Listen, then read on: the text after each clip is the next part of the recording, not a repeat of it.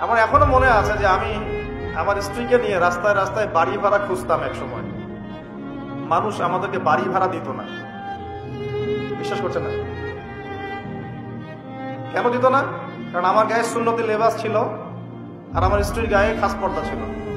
বাড়ি ভাড়া দেওয়ার আগে খুব গড় করে প্রশ্ন করতো, কোথা থেকে আসছেন, কি দরকার, কোথায় চাকরি করেন, কি করবেন, মানে আতঙ্ক একটা। না জানি কোন গ্রহের মানুষ আমরা, ও বাড়িতে না জানি কি করব। এই যে একটা ভাইব ছড়িয়ে দেওয়া হয়েছে সমাজের মধ্যে, দাড়ি, টুপি, পাগড়ি, জুব্বা, বোরখা, এগুলোর দিকে মানুষ একটা সন্দেহের চোখে তাকাচ্ছে। এই যে একটা ফ্লো, একটা ভাইব সৃষ্টি করা হয়েছে, আপনাদের কি মনে হয় না এটা ইসলামের বিরুদ্ধে চক্রান্ত হচ্ছে? দাড়ি, টুপি, পাগড়ি, জুব্বা, বোরখাওয়ালা মানুষটাই সারা দুনিয়ার সব অপকর্ম করে বেড়ায়। এই সারা দুনিয়াতে যে সমকামিতা চলছে এখন, সমকামিতা বোঝেন কিনা?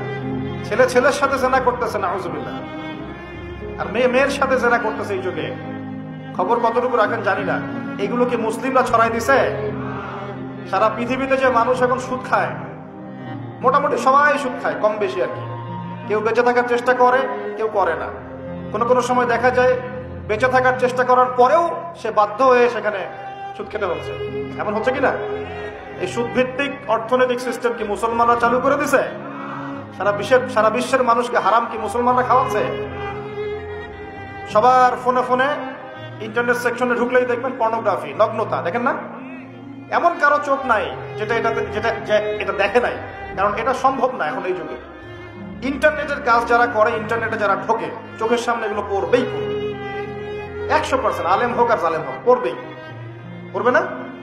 এই সারা দুনিয়াতে ইন্টারনেট সেকশনে যেগুলো ছড়িয়ে দেয়, মুসলমানরা ছড়াই দিছে। মুসলমানরা ছড়াই দিছে। মেয়েরা আগে একটু পর্দায় চলতো, ফেমিনিস্ট রেভলিউশনের মধ্য দিয়ে মেয়েদেরকে নগ্ন করে বাইরে বের করা হয়েছে। এখন মেয়েরা ছেলেদের পোশাক পরে ঘুরে বেড়ায়। হ্যাঁ, সমাজের মধ্যে এই সমস্যার কারণে জেনা বাড়ছে, পরকীয়া বাড়ছে, ব্যভিচার বাড়ছে, ধর্ষণ বাড়ছে। এই সমস্যাগুলো মুসলমানরা তৈরি করে দিছে। আমরা আগে শিখতাম কোরআন এবং সুন্নাহ কেন্দ্রিক শিক্ষা, এখন শিখতেছি পশ্চিমা ধাঁচের শিক্ষা।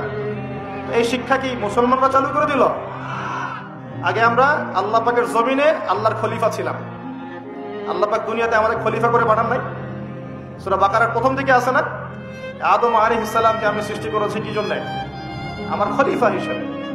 ওয়াইজ ক্বালা রাব্বুকা লিল মালায়েকা ইন্নী জাঈলুন ফিল আরদি, খলিফা শব্দ কোরআনে নাই। তাহলে আদম আলাইহিস সালাম এই দুনিয়াতে কার খলিফা? যে আল্লাহর খলিফা, সে আল্লাহ পাকের হুকুম আহকাম চালু করবে নাকি নিজের মন গড়া বিধান চালু করবে? যে আল্লাহর বিধান দিয়ে চলে সে আল্লাহর খলিফা না? আর যে আল্লাহর বিধান বাদ দিয়ে চলে সে কি আল্লাহর খলিফা? আর শয়তানের